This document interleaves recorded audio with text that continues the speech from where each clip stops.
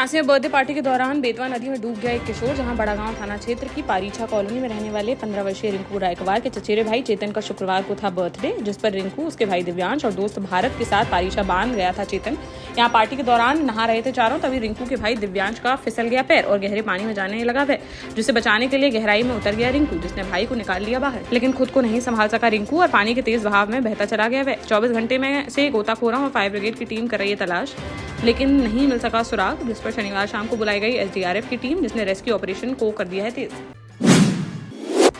शुक्रवार को निवाड़ी जिले के पृथ्वीपुर में देवी अहिल्याबाई नारी शक्ति सम्मेलन में शामिल होने पहुंचे मुख्यमंत्री डॉक्टर मोहन यादव, जहां उन्होंने सैकड़ों करोड़ों के विकास कार्यों का किया लोकार्पण व भूमि पूजन। कार्यक्रम में देवी अहिल्याबाई की प्रतिमा का भी किया गया अनावरण। मुख्यमंत्री ने कहा कि हमारी सरकार ने तय किया है कि दिवाली की भाई दूज से लाडली बहनों को मिलने वाली राशि करने वाले हैं 1500 रुपए महीना।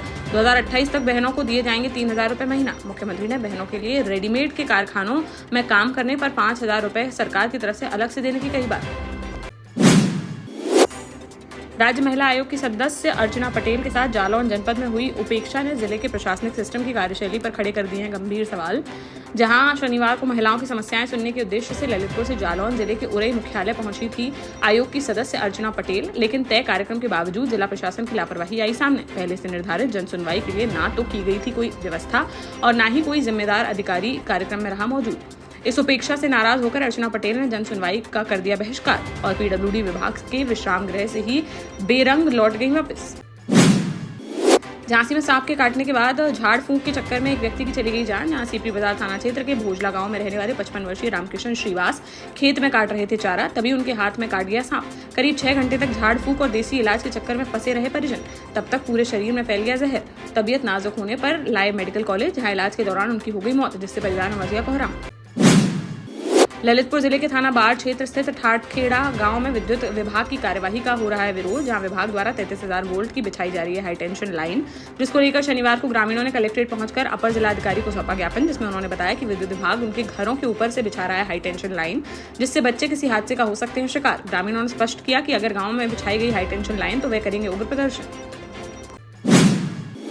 महोबा शहर की खोवा मंडी में 2 पक्षों के बीच जमकर हुई मारपीट, जहां सुभाष चौकी से कुछ कदम दूर हुई इस घटना का वीडियो सोशल मीडिया पर हो रहा है वायरल, जिसमें दोनों पक्षों के लोग एक दूसरे पर लात घूंसे चलाते आ रहे हैं, साथ ही पत्थरों से भी कर रहे हैं हमला। मारपीट के साथ वहां लोगों की जुट गई भारी भीड़, लेकिन किसी ने बीच बचाव कराने का नहीं किया प्रयास। वायरल वीडियो को संज्ञान में लेते हुए पुलिस ने मामले की जाँच की शुरू। टीकमगढ़ में एक महिला ने महेंद्र सागर तालाब में फेंक दिया अपना 25 दिन का नवजात शिशु। वहां मौजूद एक युवक ने मासूम को डूबता देखा तो तालाब में कूदकर निकाला बाहर, जिसे ले जाया गया है अस्पताल, जहां उसका NICU में चल रहा है इलाज। कोतवाली थाने के बमौरी कला गांव में शनिवार दोपहर की यह घटना। पुलिस ने महिला को ले लिया हिरासत में। पूछताछ में पता चला कि अपने मायके में रह रही थी महिला, जिसकी दिसंबर माह में ही हुई थी शादी और शादी के 6 महीने बाद ही हो गई डिलीवरी, जिस पर ससुराल वाले बच्चे के होने पर जता रहे हैं संदेह, इसलिए उसने उठाया यह कदम। मामले की जाँच में जुटी पुलिस। झांसी में जीएसटी टीम को देखकर ट्रक लेकर भागने लगा ड्राइवर, जिसने आगे चल रही सवारियों से भरी बस में पीछे से मार दी टक्कर, जिससे बस में बैठी सवारियों में मच गई चीख पुकार। लेकिन गनीमत रही कि हादसे में किसी को भी नहीं आई कोई गंभीर चोट। शनिवार दोपहर रक्सा हाईवे की बताई जा रही है यह घटना। हादसे के बाद चालक ट्रक छोड़कर मौके से हो गया फरार, जिसकी तलाश में जुटी पुलिस।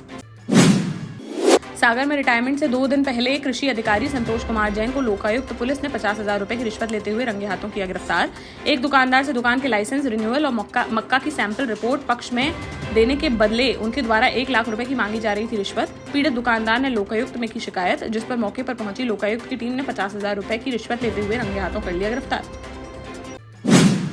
झांसी में 7 साल पुराने छात्रा से छेड़खानी के मामले में कोर्ट ने सुनाया बड़ा फैसला, जहां गुरसराय थाना क्षेत्र में रहने वाले एक व्यक्ति ने 26 फरवरी 2018 को दर्ज कराई थी एक शिकायत, जिसमें उसने बताया था कि कोचिंग पढ़कर घर आ रही थी उसकी 16 वर्षीय बेटी, तभी रास्ते में मोहल्ले के युवक अमित घोष ने उसका बुरी नीयत से पकड़ लिया हाथ। शोर मचाने पर पहुंच गए लोग तो आरोपी मौके से हो गया फरार। सुनवाई के दौरान न्यायालय ने आरोपी अमित घोष को दोषी करार देते हुए 3 साल के कारावास की सुनाई सजा, साथ ही 5,000 रुपए का लगाया गया जुर्माना।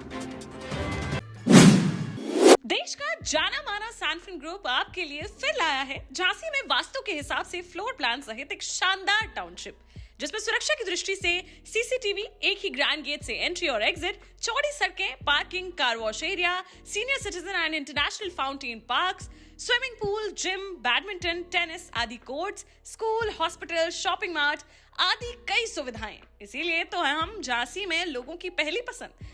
12 साल पहले अपने स्टार्टअप के साथ ही योग्य नेतृत्व, अनुभवी टीम और सक्षम सेंट्रलाइज और उत्तरदायी प्रबंधन के बल पर सबको घर गुणवत्ता के साथ समय पर घर की योजना के तहत सैनफिन समूह ने बहुत ही कम समय में 1500 से ज्यादा यूनिट्स को दिया है कब्जा। समय पर डिलीवरी से हमारे ग्राहकों में बढ़ा है विश्वास और मिली है संतुष्टि। सैनफिन समूह ने बहुत कम समय में Sanfin Ashok city, green homes residency, green homes city, Sanfin Ashok valley, Delhi public school, Sanfin शाखा, केन सैनफिन अस्पताल सहित कई अन्य परियोजनाओं के साथ नई झांसी के निर्माण में स्थापित किया है एक बड़ा मुकाम। तो आप भी आज ही आइए अपने परिवार के साथ और कीजिए अपने सपने साकार।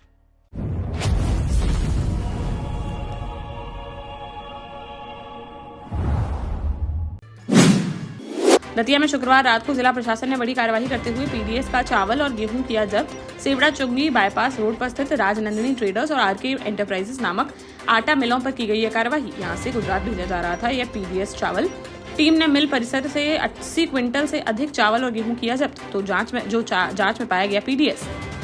एसडीएम के मुताबिक किसी बड़े कालाबाजारी नेटवर्क से जुड़े हो सकते हैं इसके तार। मामले की जाँच में जुटा प्रशासन।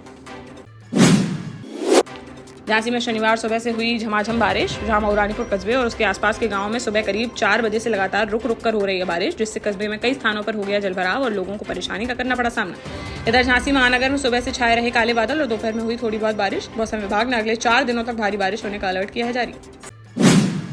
महोबा जिले की कुलपहाड़ तहसील में बिलाताल थुरट मार्ग स्थित पुल शनिवार को हो गया जलमग्न। जहां लगातार हो रही बारिश से पुल के ऊपर से बहने लगा है नदी का जलस्तर, जिससे मार्ग पर आवागमन पूरी तरह से हो गया है बाधित। सुबह से 4 घंटे की बारिश के कारण नदी में बहकर आए पेड़ और मलबा अटक गया है पुल पर, जिससे और बढ़ गया है पानी का बहाव और दबाव। पुल पहले से ही था जर्जर स्थिति में। भारी बहाव के कारण पुल के टूटने की जताई जा रही है आशंका। जालौन में मानसून की तैयारियों को लेकर प्रशासन हो गया है सक्रिय। जहां जिलाधिकारी राजेश कुमार पांडे और पुलिस अधीक्षक डॉक्टर दुर्गेश कुमार ने शनिवार को कालपी नगर में नालों की सफाई कार्य का किया निरीक्षण। डीएम ने नगर पालिका अधिकारियों को नालों की सफाई समय पर पूरी करने के दिए निर्देश। उन्होंने कहा कि बारिश के दौरान जलभराव की नहीं बनने दी जाएगी स्थिति। उरई, कौंच, माधोगढ़ और जालौन नगर क्षेत्रों में सफाई कार्य को दी जाएगी प्राथमिकता। इस दौरान संबंधित अधिकारियों को दी गई सख्त चेतावनी कि काम में लापरवाही बरतने पर की जाएगी सख्त कार्रवाई। बाना में धार्मिक आस्था को चोट पहुंचाने वाली बड़ी घटना आई सामने। जहां शनिवार सुबह कमासिन रोड स्थित शहर के अलग अलग हिस्सों में स्थित 6 मंदिरों की मूर्तियां तोड़े जाने की खबर ने फैला दी सनसनी। सबसे पहले कमासिन रोड स्थित पेट्रोल पंप के सामने भगवान शिव के मंदिर से मिली घटना की जानकारी। जहां सुबह मंदिर पहुंचने पर लोगों ने देखा कि क्षतिग्रस्त हालत में पड़ी थी मूर्तियां। इसके बाद 5 अन्य मंदिरों में भी इसी तरह की घटना आई सामने, जिससे लोगों में फैल गया भारी आक्रोश। पुलिस ने तत्परता दिखाते हुए दोपहर तक आरोपी को कर लिया गिरफ्तार, जो मानसिक रूप से बताया जा रहा है विक्षिप्त।